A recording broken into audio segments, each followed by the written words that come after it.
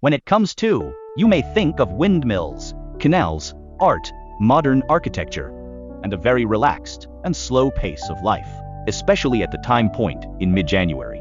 Although it's not the season for tulips to bloom, but it is more suitable to feel it slowly. The true temperament of the Netherlands. Many people know the Netherlands. Start with Amsterdam. The city is called the Venice of the North. Canals left over from the 17th century, which spread around the city like tree rings. The best way to open it is not to rush through, but take a canal boat ride, or walk along the Gentleman's Canal slowly. Look at the slender gables of the buildings, reflected in the water. In winter, Amsterdam is not as noisy as the peak season, but museums become the protagonists. The media displayed in the Van Gogh Museum is the trajectory of his emotions. The night watch at the National Museum is still impressive. The museum square itself is a piece of a city square suitable for slowing down.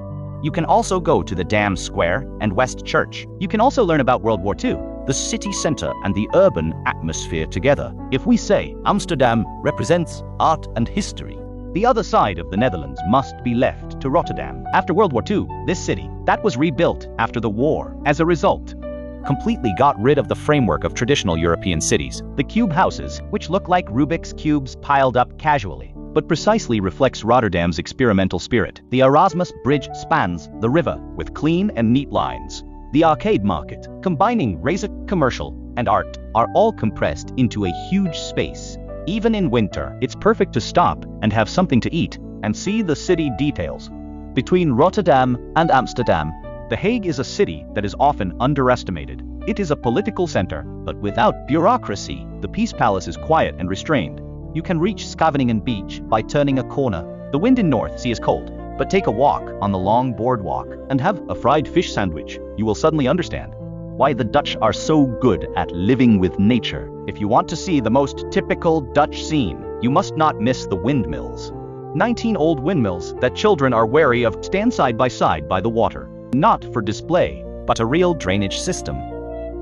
If it freezes in winter, the windmills, water and grey-blue sky overlap, but it looks more powerful than in summer. Near Amsterdam, there is Zonschans. Windmill Village is more like a living open-air museum. Clogs, cheese, and old windmills are working. It's perfect for those who come to the Netherlands for the first time. Quickly establish a national impression. If you want to slow down completely, Giethoorn will be a completely different experience. There are almost no cars here. Instead, there are canals and boats. There are relatively few tourists in winter.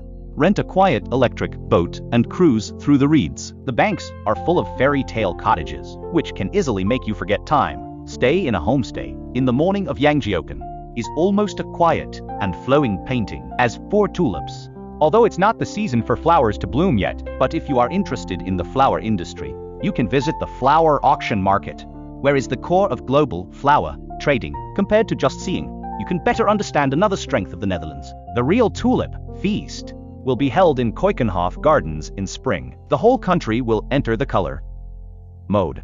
Over Rotterdam, the Netherlands is a destination for low-intensity and multi-level travel destinations.